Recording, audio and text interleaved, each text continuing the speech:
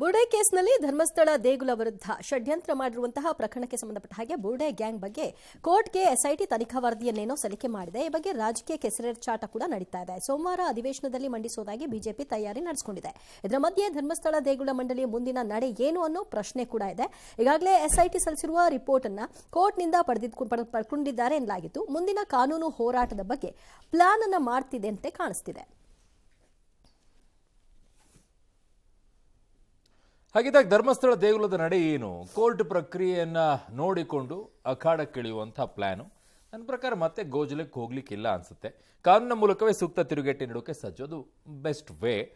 SIT ಬುರ್ಡೆ ಗ್ಯಾಂಗ್ನ arrest ಮಾಡಲಿಲ್ಲ, so court ಆದರೂ ಕೂಡ ಶಿಕ್ಷೆ ನೀಡಲಿ ಅಂತ ಕಾದು ನೋಡುವಂತಹ ತಂತ್ರ. ಹಾಗೆ ನೋಡಿದರೆ ಕೇವಲ ಬುರ್ಡೆ ಗ್ಯಾಂಗ್ನಲ್ಲಿರುವಂಥ 6 ಜನನ ನಾವೇನೋ ಮಾಡ್ಬಿಟ್ಟಿವಿ ಅನ್ನೋದಲ್ಲ, ಅದರ ಪರವಾಗಿ ನಿಂತ್ಕೊಂಡು ಪುಂಖಾನುಪುಂಖವಾಗಿ ಪುಂಗಿ ಊದ್ಕೊಂಡು ಓಡಾಡಿದ್ರಲ್ಲ, ಸುಮ್ಮನೆ ನಂಬಿಕೆಗಳಿಗೆ ಧಕ್ಕೆ ತರೋ ರೀತಿಯಲ್ಲಿ ಅನೇಕ ರೀತಿಯಾದಂಥ ವಿಡಿಯೋಗಳನ್ನು ಇಟ್ಕೊಂಡು ಸೃಷ್ಟಿ ಮಾಡ್ಕೊಂಡೆಲ್ಲ ಮಾತನಾಡಿ ಹೇಳಿದ್ರಲ್ಲ, ಅಂಥವ್ರ ವಿರುದ್ಧ ಕೂಡ ಕ್ರಮ ಆಗಬೇಕಾಗಿದೆ. ಆ ನಿಟ್ಟಿನಲ್ಲೂ ಕೂಡ ತನಿಖೆ ಆಗಬೇಕಾಗಿದೆ. ಜೊತೆಗೆ ಯಾರೆಲ್ಲ ಈ ದುಡ್ಡಿನ ವಿಚಾರದಲ್ಲಿ ಅವರಿಗೆ ವ್ಯವಹಾರಕ್ಕೆ ಸಹಾಯ ಮಾಡಿದ್ರೋ, ಆಮೇಲೆ ಇವ್ರು ಪ್ರೊಟೆಸ್ಟ್ ಮಾಡಬೇಕಂತ ಸಂದರ್ಭದಲ್ಲಿ ಕೆಲವರು ಬಂದು ಕೂತಿದ್ದಾರೆ. ಆ ಕೆಲವು ಫೋಟೋಗಳೆಲ್ಲ ಹರಿದಾಡಿದ್ದಾವೆ. ಅವ್ರು ಯಾರು ಏನು ಅನ್ನುವಂಥದ್ದು ಬಹಳಷ್ಟು ಜನ ಇದ್ದಾವೆ. ಆ ನಿಟ್ಟಲ್ಲೂ ತನಿಖೆ ಮಾಡದೇ ಇದ್ರೆ ನೇರವಾಗಿ ಸರ್ಕಾರದ ಮೇಲೆ ಆರೋಪ ಬರುತ್ತೆ. ಯಾರು ಸಪೋರ್ಟಿಗೆ ನಿಲ್ತಾ ಇದ್ದೀರಾ ಅಂತ. ಕೆಲವರ ಪ್ರಕಾರ ಅಷ್ಟು ಡೆಪ್ತ್ ಆಗಿ ಅವ್ರು ಹೋಗೋದೇ ಡೌಟು ಅಂತ ಹೇಳ್ತಾರೆ. ಮೇಲ್ನೋಟ ಜಾಡಿಸ್ದಂಗೆ ಮಾಡ್ತಾ ಇದಾರೆ ಅಷ್ಟೇ, ಮೇಲ್ ಒಳಗಡೆ ಹೋಗ್ತಾ ಇಲ್ಲ ಡೀಪ್ ಆಗಿ. ಅವ್ರು ಮೇಲಷ್ಟೇ ಜಾಡಿಸಿದ್ದಾರೆ. ಇವತ್ತು ಯಾರ್ಯಾರು ಧರ್ಮಸ್ಥಳದ ಬಗ್ಗೆ ಷಡ್ಯಂತ್ರ ಮಾಡಿ ಆ ಧಾರ್ಮಿಕ ಕ್ಷೇತ್ರ ಹಾಳು ಮಾಡಕ್ಕಂತ ಪಾಪಿಗಳ ಹೆಸರಿಗಾಗಲೇ ಪ್ರಕಟ ಆಗಿದೆ. 6 ಜನ ಸುಮ್ಮನೆ ದುಡ್ಡಿಗೋಸ್ಕರ ಒಂದು ಧಾರ್ಮಿಕ ಕ್ಷೇತ್ರವನ್ನು ಹಾಳು ಮಾಡುವಂತ ದುಷ್ಟಶಕ್ತಿಗಳಿಗೆ ನೀವು ಯಾವ ರೀತಿ ಕಡಿವಾಣ ಹಾಕ್ತೀರಾ, ಹಾಕಲೇಬೇಕು. ಸೊ ಇನ್ನು ಬಿಜೆಪಿಯಲ್ಲಿ ಪ್ರಧಾನಿ ಹುದ್ದೆಗೆ ನರೇಂದ್ರ ಮೋದಿ ಉತ್ತರಾಧಿಕಾರಿ ಯಾರು ಅನ್ನೋ ಪ್ರಶ್ನೆಗೆ ಆರ್ಎಸ್ಎಸ್ ಮುಖ್ಯಸ್ಥ ಮೋಹನ್ ಭಾಗವತ್ ಸ್ಪಷ್ಟಪಡಿಸಿದ್ದಾರೆ. ಏನು, ಚೆನ್ನೈನಲ್ಲಿ ನಡೆದ ಆರ್ಎಸ್ಎಸ್ ಕಾರ್ಯಕ್ರಮವೊಂದರಲ್ಲಿ ಅವತ್ತು ಮಾತಾಡಿದ್ರು. ಈ ವಿಚಾರವನ್ನು ಪ್ರಧಾನಿ ಮೋದಿ ಮತ್ತು ಬಿಜೆಪಿಯೇ ಚರ್ಚಿಸಿ ನಿರ್ಧರಿಸಬೇಕು ಅಂದಿದ್ದಾರೆ. ಕೆಲವು ಪ್ರಶ್ನೆಗಳು ನನ್ನ ವ್ಯಾಪ್ತಿಯಿಂದ ಹೊರಗಿವೆ, ಆದ್ದರಿಂದ ಅವುಗಳಲ್ಲಿ ನನಗೆ ಯಾವುದೇ ಪಾತ್ರ ಇಲ್ಲ. ನಾನು ಶುಭ ಹಾರೈಸಬಲ್ಲೆ, ಅದನ್ನು ಬಿಟ್ಟು ಬೇರೆ ಏನೂ ಇಲ್ಲ ಅಂದಿದ್ದಾರೆ. ಬಿಜೆಪಿಯಲ್ಲಿ 75 ವರ್ಷ ತುಂಬಿದ ನಂತರ ನಿವೃತ್ತಿ ಹೊಂದುವ ಅಲಿಖಿತ ನಿಯಮಕ್ಕೆ ಸಂಬಂಧಿಸಿದ ವಿಷಯಗಳ ಬಗ್ಗೆ ಪ್ರತಿಕ್ರಿಯಿಸೋಕೆ ಇಷ್ಟ ಇಲ್ಲ ಅಂದಿದ್ದಾರೆ. 75 ವರ್ಷ ವಯಸ್ಸಿನಲ್ಲಿ ನಿವೃತ್ತರಾಗಬಹುದು ಅಂತ ಯಾವತ್ತೂ ಕೂಡ ಪ್ರತಿಪಾದಿಸಿಲ್ಲ ಅಂತ ಕೆಲ ತಿಂಗಳಿಂದಷ್ಟೇ ಭಾಗವತ್ ಅವರು ಹೇಳಿದ್ರು. ಅದನ್ನೆಲ್ಲರೂ ಹೇಳಿದ್ದಾರೆ, ಅದೆಲ್ಲೂ ನಮ್ಮ ಹತ್ರ ಇಲ್ಲ ಆ ಥರ ಅಂತ ಹೇಳಿ. ಇನ್ನು ದೆಹಲಿಯ ಆರ್ಎಸ್ಎಸ್ ಕಚೇರಿ ಕೇಶವ್ ಕುಂಜ್ ಐಷಾರಾಮಿ ಹೋಟೆಲ್ನಂತಿದೆ ಅಂತ ಸಚಿವ ಪ್ರಿಯಾಂಕಾ ಖರ್ಗೆ ಟ್ವೀಟ್ ಮಾಡಿದ್ದಾರೆ. ಈ ಕಟ್ಟಡ ನೋಡಿದ ತಕ್ಷಣ ಐಷಾರಾಮಿ ಹೋಟೆಲ್ನಂತೆ ಕಾಣುತ್ತೆ. ನೀವ್ಯಾಕೆ ನೋಡಕ್ ಹೋದ್ರಿ? ಓಕೆ, 200 ಕೋಟಿ ವೆಚ್ಚದಲ್ಲಿ ನಿರ್ಮಿಸಲಾಗಿದೆ. ಧ್ವಜದ ಹೆಸರಿನಲ್ಲಿ ಯಾರಾದರೂ ಕೋಟಿಗಟ್ಟಲೆ ದಕ್ಷಿಣೆ ಸಂಗ್ರಹಿಸಬಹುದು. ಹೀಗೆ ಟ್ಯಾಕ್ಸ್ ತಪ್ಪಿಸೋದು ರಾಷ್ಟ್ರ ವಿರೋಧಿ ಅಲ್ವೇ ಅಂತ ಪ್ರಿಯಾಂಕಾ ಖರ್ಗೆ ಪ್ರಶ್ನಿಸಿದ್ದಾರೆ. ಇನ್ನು ಜವಾಹರ್ಲಾಲ್ ನೆಹರು ಹಾಗೂ ಸಾರ್ವಜನಿಕ ನಿಧಿಯನ್ನ ಬಳಸಿಕೊಂಡು ಜವಾಹರ್ಲಾಲ್ ನೆಹರು ಅವರು ಸಾರ್ವಜನಿಕ ನಿಧಿಯನ್ನ ಬಳಸಿಕೊಂಡು ಬಾಬ್ರಿ ಮಸೀದಿ ನಿರ್ಮಿಸಲು ಬಯಸಿದ್ರು ಅಂತ ರಕ್ಷಣಾ ಸಚಿವ ರಾಜನಾಥ್ ಸಿಂಗ್ ಹೇಳಿಕೆಗೆ ಕಾಂಗ್ರೆಸ್ನ ಜಯರಾಮ್ ರಮೇಶ್ ವಿಭಿನ್ನ ಕೌಂಟರ್ ಕೊಟ್ಟರು. ಪಟೇಲ್ ಅವರ ಪುತ್ರಿ ಮಣಿಬೆನ್ ಪಟೇಲ್ ಅವರ ಗುಜರಾತಿ ಭಾಷೆಯಲ್ಲಿನ ಮೂಲ ಡೈರಿ ನಮೂದುಗಳನ್ನ ಪ್ರತಿಯನ್ನ ತೆಗೆದುಕೊಂಡ್ಬಂದ್ರು. ಸಂಸತ್ತಿನ ಮಕರದ್ವಾರದ ಹೊರಗೆ ರಾಜನಾಥ್ ಸಿಂಗ್ರನ್ನ ಭೇಟಿಯಾಗಿ ಹಿಂದಿ ಅನುವಾದದ ಜೊತೆಗೆ ಗುಜರಾತಿ ಭಾಷೆಯ ಡೈರಿ ಪುಟಗಳನ್ನ ಕೊಟ್ಟರು. ಜಯರಾಮ್ ರಮೇಶ್ ಅವರು ಡೈರಿಯಲ್ಲಿನ ಬರಹಗಳನ್ನ ಓದೋದಕ್ಕೆ ಒತ್ತಾಯಿಸಿದ್ರು. ನಮಸ್ಕಾರ ಮಾಡಿ ನನಗೆ ಗುಜರಾತಿ ಭಾಷೆ ಬರಲ್ಲ ಅಂತ ರಾಜನಾಥ್ ಸಿಂಗ್ ಹೇಳಿದ್ರು. ಬಿಜೆಪಿ ಪಕ್ಷದ ಬಳಿ ಈಗಾಗಲೇ ಇಂಗ್ಲಿಷ್ ಆವೃತ್ತಿ ಇದೆ ಅಂತ ಕೂಡ ಅವರು ಹೇಳಿದ್ರು. ಇನ್ನು ಇಂಡಿಗೋ ವಿಮಾನಯಾನ ಸಂಸ್ಥೆಯ ಬಿಕ್ಕಟ್ಟು ಮುಂದುವರೆದಿದೆ. ಇವತ್ತು ಬೆಂಗಳೂರಿನ ಕೆಂಪೇಗೌಡ ಏರ್ಪೋರ್ಟ್ನಿಂದ 60 ವಿಮಾನಗಳ ಹಾರಾಟ ಕ್ಯಾನ್ಸಲ್ ಆಗಿದೆ. ಬೆಂಗಳೂರಿಗೆ ಬರಬೇಕಾದಂಥ 32 ವಿಮಾನಗಳು, ಬೆಂಗಳೂರಿನಿಂದ ತೆರಳಬೇಕಾದಂಥ 28 ವಿಮಾನಗಳು ಸೇರಿ ಒಟ್ಟು 60 ವಿಮಾನ ರದ್ದಾಗಿವೆ. ಈ ಮಧ್ಯೆ 1 ವಾರಗಳ ಕಾಲ ಪ್ರಯಾಣಿಕರ ಆಕ್ರೋಶಕ್ಕೆ ಗುರಿಯಾಗಿದ್ದ ಇಂಡಿಗೋ ಈಗ ಗ್ರಾಹಕರಿಗೆ 10,000 ರೂಪಾಯಿ ಟ್ರಾವೆಲ್ ವೋಚರ್ ಅನ್ನು ನೀಡುವುದಾಗಿ ಘೋಷಿಸಿದೆ. ಮುಂದಿನ 12 ತಿಂಗಳಲ್ಲಿ ಯಾವುದೇ ಇಂಡಿಗೋ ವಿಮಾನಕ್ಕೆ ಈ ವೋಚರ್ಗಳನ್ನು ಬಳಸಬಹುದು ಅಂತ ಸಂಸ್ಥೆ ಹೇಳಿಕೊಂಡಿದೆ. ಆದರೆ ಇಂಡಿಗೋ ಹೇಳಿರುವ ತೀವ್ರ ಪರಿಣಾಮ ಎದುರಿಸಿದ ಪ್ರಯಾಣಿಕರು ಯಾರು, ಇದರ ಮಾನದಂಡ ಏನು ಅಂತ ಗ್ರಾಹಕರನ್ನು ಹೇಗೆ ಗುರುತಿಸಲಾಗುತ್ತೆ ಅನ್ನೋದನ್ನ ಇಂಡಿಗೋ ಸ್ಪಷ್ಟಪಡಿಸಿಲ್ಲ. ಈಗಾಗಲೇ ರದ್ದಾದ ವಿಮಾನಗಳಿಗೆ ಅಗತ್ಯವಾದ ಮರುಪಾವತಿಯನ್ನು ಇಂಡಿಗೋ ಪ್ರಯಾಣಿಕರಿಗೆ ಮಾಡಿದೆ. ಡಿಸೆಂಬರ್ 3, 4, 5ರಂದು ಪ್ರಯಾಣಿಸ್ತಾ ಇದ್ದಂಥ ಗ್ರಾಹಕರು ಅಂದಷ್ಟೇ ಇಂಡಿಗೋ ತನ್ನ ಹೇಳಿಕೆಯಲ್ಲಿ ತಿಳಿಸಿದೆ. 3 ಮತ್ತು 4, 5ರಷ್ಟೇ ಅದಷ್ಟೇ ಹೇಳಿದ್ದಾರೆ. ಇನ್ನುಳಿದಂಥವ್ರಿಗೆ ಯಾರಿಗೂ ಏನೂ ಇಲ್ಲ ಅಂತೆ. ನಿಮ್ಮ ಅನುಭವ ಏನು ಮಾಡ್ತೀರಾ? ಮತ್ತೆ ನಿಮ್ಮ ಸೇವೆಗೆ ಅವಕಾಶ ನೀಡಿದ್ದಕ್ಕೆ ಧನ್ಯವಾದ ಅಂತ ಇಂಡಿಗೋ ಸಂಸ್ಥೆ ಹೇಳಿದೆ. ಈ ಮಧ್ಯೆ ಬೆಂಗಳೂರಿನ ಕೆಂಪೇಗೌಡ ಏರ್ಪೋರ್ಟ್ನಲ್ಲಿ ಇಂದಿನಿಂದ ಪಿಕಪ್ ಪಾಯಿಂಟ್ನಲ್ಲಿ ಹೆಚ್ಚುವರಿ ಸಮಯ ನಿಲ್ಲಿಸಿದ್ರೆ ಯೆಲ್ಲೋ ವೈಟ್ ಬೋರ್ಡ್ನವರು ದಂಡ ತೆರಬೇಕಾಗುತ್ತೆ. ಟರ್ಮಿನಲ್ 1 ಹಾಗೂ ಟರ್ಮಿನಲ್ 2ರ ಪಿಕಪ್ ಪಾಯಿಂಟ್ನಲ್ಲಿ ವಾಹನ ನಿಲ್ಲಿಸಲು ಮೊದಲ 8 ನಿಮಿಷ ಉಚಿತ ಇರುತ್ತೆ. ನಂತರ 13 ನಿಮಿಷದವರೆಗೆ 150, 18 ನಿಮಿಷದವರೆಗೆ 300 ರೂಪಾಯಿ ದಂಡ.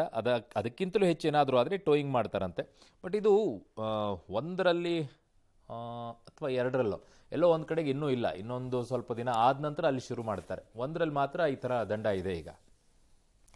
ಇನ್ನು ರಾಜ್ಯಸಭೆಯಲ್ಲಿ ವಂದೇ ಮಾತರಂನ 150ನೇ ವಾರ್ಷಿಕೋತ್ಸವದ ಸ್ಮರಣಾರ್ಥ ವಿಶೇಷ ಚರ್ಚೆಯ ರಾಜಕೀಯ ಘರ್ಷಣೆಗೆ ಕಾರಣವಾಯಿತು. ಕಾಂಗ್ರೆಸ್ ನಾಯಕ ಮಲ್ಲಿಕಾರ್ಜುನ ಖರ್ಗೆ, ಬಿಜೆಪಿ ರಾಷ್ಟ್ರೀಯ ಅಧ್ಯಕ್ಷ ಜೆಪಿ ನಡ್ಡಾ ಮಧ್ಯೆ ವಾಗ್ವಾದವೂ ಕೂಡ ಏರ್ಪಡಿತು.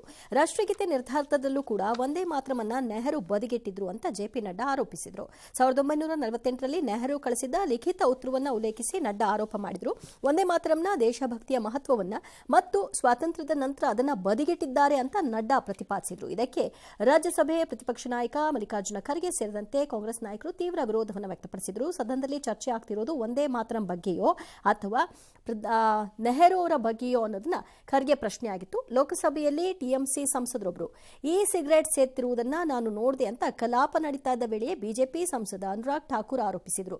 ಆದರೆ ಸದನದ ಹೆಸರು ಹೇಳಿಲ್ಲ. ದೇಶದಲ್ಲಿ ಇ ಸಿಗರೇಟ್ ಮೇಲೆ ನಿಷೇಧ ಇದೆಯಾದರೂ ಲೋಕಸಭೆಯಲ್ಲಿ ಅದನ್ನ ಸೇದಲು ಸ್ಪೀಕರ್ ಪರವಾನಗಿ ನೀಡಿದ್ದಾರಾ ಅನ್ನುವಂತಹ ಬಗ್ಗೆ ಅವರು ಪ್ರಶ್ನೆ ಎತ್ತಿದ್ರು. ಇದಕ್ಕೆ ಸ್ಪೀಕರ್ ಕೂಡ ರಿಯಾಕ್ಟ್ ಮಾಡಿ ಸದನದಲ್ಲಿ ಇ ಸಿಗರೇಟ್ ಸೇರಿದಂತೆ ಯಾವುದೇ ಹಾನಿಕಾರಕ ವಸ್ತುಗಳನ್ನು ಬಳಸಲು ಅವಕಾಶ ಇಲ್ಲ ಅಂದ್ರು. ಅನುರಾಗ್ ಠಾಕೂರ್ ಆರೋಪ ಕೆಲಕಾಲ ಲೋಕಸಭೆಯಲ್ಲಿ ಕೋಲಾಹಲಕ್ಕೆ ಕಾರಣವಾಯಿತು. ಈ ಮಧ್ಯೆ ದೆಹಲಿಯಲ್ಲಿ ಗಾಳಿ ಗುಣಮಟ್ಟ ಸುಧಾರಿಸುವವರೆಗೆ ಅಧಿವೇಶನವನ್ನ ದೆಹಲಿ ಹೊರಗೆ ಶಿಫ್ಟ್ ಮಾಡಿ ಅಂತ ರಾಜ್ಯಸಭಾ ಬಿಜೆಡಿ ಸಂಸದ ಮಾನಸ್ ರಂಜನ್ ಮನವಿಯನ್ನ ಮಾಡಿಕೊಂಡ್ರು. ಜೀನಿ ಸ್ಲಿಮ್ ರೆಫರ್ ಮಾಡ್ಬೇಕಾದ್ರೆ ಕಾರಣ ಏನಂದ್ರೆ ವೇಟ್ ಲಾಸ್ ಸಲುವಾಗಿ ನನ್ ಬಾಳ ಜನ ಕೇಳಿದ್ರು. ಫಸ್ಟ್ ನಾನ್ ತಗೊಂಡು ನನಗೆ ರಿಸಲ್ಟ್ ಬಂದ್ಮೇಲೆ ಆಮೇಲೆ ನಾನು ಜೀನಿ ಸ್ಲಿಮ್ ಇನ್ನೊಬ್ಬರಿಗೆ ಪ್ರಿಪೇರ್ ಮಾಡಿದ್. ಸುಸ್ತಾಗೋದು ಕಡಿಮೆ ಆಯ್ತು, ವೀಕ್ನೆಸ್ ಅದು ಏನೂ ಇಲ್ಲ, ಪೂರಾ ಹೆಲ್ದಿ ಅದೇನೆ. ವೇಟ್ ಜಾಸ್ತಿ ಇರೋರಲ್ಲಿ ಏನೇ ಡೌಟ್ ಇಲ್ಲದೆ 100% ಬಳಸಬಹುದು. ಪ್ರತಿದಿನ ನಮ್ಮ ಜೀನಿ ಸ್ಲಿಮ್ ನ ಯೂಸ್ ಮಾಡಿ ಯಾವುದೇ ಸೈಡ್ ಎಫೆಕ್ಟ್ ಇಲ್ದಂಗೆ ನೀವು ಸಣ್ಣ ಆಗ್ತೀರಾ. ಆತ್ಮನಿರ್ಭರ್ ಭಾರತ್ ಇನ್ನು ಹೈಡ್ರೋಜನ್ ಚಾಲಿತ ವಾಹನಗಳ ರಾಷ್ಟ್ರವಾಗಿ ಕಂಗೊಳಿಸುತ್ತಂತೆ. ಮತ್ತೊಂದು ಗರಿಮೆ ಈ ನಿಟ್ಟಿನಲ್ಲಿ ಇದೀಗ ಮಹತ್ವದ ಹೆಜ್ಜೆಯನ್ನು ಇರಿಸಿದೆ. ಇದಕ್ಕೆ ನಿದರ್ಶನವಾಗಿ ಕೇಂದ್ರ ಹೊಸ ಮತ್ತು ನವೀಕರಿಸಬಹುದಾದ ಇಂಧನ ಸಚಿವ ಪ್ರಹ್ಲಾದ್ ಜೋಶಿ ಅವರು ದೆಹಲಿಯಲ್ಲಿ ಹೈಡ್ರೋಜನ್ ಕಾರನ್ನು ಚಲಾಯಿಸಿಕೊಂಡು ಅಧಿವೇಶನಕ್ಕೆ ಬಂದಿದ್ದಾರೆ. ಇದು ದೇಶದ ಗಮನ ಸೆಳೆದಿದೆ. ದೆಹಲಿಯ ಅಟಲ್ ಅಕ್ಷಯ್ ಊರ್ಜಾ ಭವನದಿಂದ ಸಂಸತ್ ಭವನಕ್ಕೆ ಹಸಿರು ಬಣ್ಣದ ಹೈಡ್ರೋಜನ್ ಕಾರ್ನಲ್ಲೇ ಧಾವಿಸಿದ ಜೋಶಿ ಅವರು ದೇಶದಲ್ಲಿ ಹೈಡ್ರೋಜನ್, ಹಸಿರು ಶಕ್ತಿ ಮತ್ತು ಹಸಿರು ಇಂಧನ ಬಳಕೆಗೆ ಉತ್ತೇಜನ ನೀಡಿದರು. ನವೀಕರಿಸಬಹುದಾದ ಇಂಧನ ಇಲಾಖೆ, ಟೊಯೋಟೋ ಕಿರ್ಲೋಸ್ಕರ್ ಕಂಪನಿ ಮತ್ತು ರಾಷ್ಟ್ರೀಯ ಸೌರಶಕ್ತಿ ಸಂಸ್ಥೆ ಅಡಿಯಲ್ಲಿ ತಯಾರಿಸಲಾದಂಥ ಟೊಯೋಟೋ ಮಿರೈ ಕಾರ್ ಸಂಚಾರಕ್ಕೆ ಪೆಟ್ರೋಲ್, ಡೀಸೆಲ್ ಅಲ್ಲ, ಕೇವಲ ಹೈಡ್ರೋಜನ್ ಸಾಕಂತೆ. ಪರಿಸರ ಹಿತಕರವಾಗಿರುವಂತಹ ಇದು ನಿಶ್ಶಬ್ದವಾಗಿ ಓಡುವಂಥ ಕಾರ್ ಇದಾಗಿದೆ ಅಂತೆ. ಸೊ ಅದರ ವಿಶೇಷತೆ ಏನು ಅನ್ನೋದನ್ನು ಕ್ವಿಕ್ ಆಗಿ ನೋಡ್ಬಿಡೋಣ. ಸೊ ಟೊಯೋಟೋ ಮಿರೈ 2ನೇ ತಲೆಮಾರಿನ ಹೈಡ್ರೋಜನ್ ಕಾರ್ ಇದಾಗಿದೆ. ಹೈಡ್ರೋಜನ್ ಮತ್ತು ಆಮ್ಲಜನಕದ ನಡುವಿನ ರಾಸಾಯನಿಕ ಕ್ರಿಯೆಯ ಮೂಲಕ ವಿದ್ಯುತ್ ಉತ್ಪಾದನೆ ಆಗುತ್ತಂತೆ. ಉಪ ಉತ್ಪನ್ನವಾಗಿ ನೀರಿನ ಆವಿಯನ್ನ ಮಾತ್ರ ಹೊರಸೂಸುತ್ತೆ. ಹಾಗಾಗಿ ಯಾವುದೇ ರೀತಿಯಾದಂಥ ಕಾರ್ಬನ್ ಡೈಆಕ್ಸೈಡ್ ಇಲ್ಲ. 650 ಕಿಲೋಮೀಟರ್ ಚಾಲನಾ ವ್ಯಾಪ್ತಿಯನ್ನು ಹೊಂದಿದೆ. 5 ನಿಮಿಷಗಳಿಗಿಂತ ಕಡಿಮೆ ಅವಧಿಯಲ್ಲಿ ಇಂಧನ ತುಂಬುವಂಥ ಸಮಯ ಇನ್ನೇನು ಬೇಕು.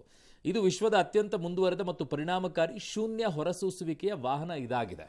ಬೆಸ್ಟ್ ಅಲ್ವಾ? ಸದನದಲ್ಲಿ ಕುಡಚಿಯ ಕಾಂಗ್ರೆಸ್ ಶಾಸಕ ರಾಜು ಕಾಗೆ ಉತ್ತರ ಕರ್ನಾಟಕ ಭಾಗದ ಶಾಸಕರ ಕಷ್ಟಗಳನ್ನು ತೋಡ್ಕೊಂಡ್ರು. ಉತ್ತರ ಕರ್ನಾಟಕದವರು ಅನುದಾನಕ್ಕೆ ಭಿಕ್ಷುಕರ ರೀತಿ ಬೇಡಬೇಕಾಗಿದೆ. 100 ರೂಪಾಯಿ ಕೇಳಿದ್ರೆ 10 ಪೈಸೆ ಹಾಕ್ತಾರೆ, 20 ಪೈಸೆ ಹಾಕ್ತಾರೆ ಅಂತ ಅಂದ್ರು. ನಾನು ಸರ್ಕಾರದ ವಿರೋಧಿಯಲ್ಲ, ನಾನೇನಾದರೂ ಮಾತನಾಡಿದ್ರೆ ನಾನು ಸರ್ಕಾರದ ವಿರೋಧಿ ಅನ್ನುವ ರೀತಿಯಲ್ಲಿ ಬಿಂಬಿಸಲಾಗುತ್ತೆ. ನಾನು ಕಡೆ ತನಕವೂ ಕೂಡ ಹೋರಾಟ ಮಾಡ್ತೀನಿ ಅಂತ ಹೇಳಿದ್ರು. ಅಶೋಕ್ ಮಧ್ಯಪ್ರವೇಶ ಮಾಡಿ ಸಮರ್ಥ ನಾಯಕತ್ವ ಇದ್ರೆ ಎಲ್ಲವೂ ಸರಿ ಹೋಗುತ್ತೆ ಅಂತ ಹೇಳಿದ್ರು.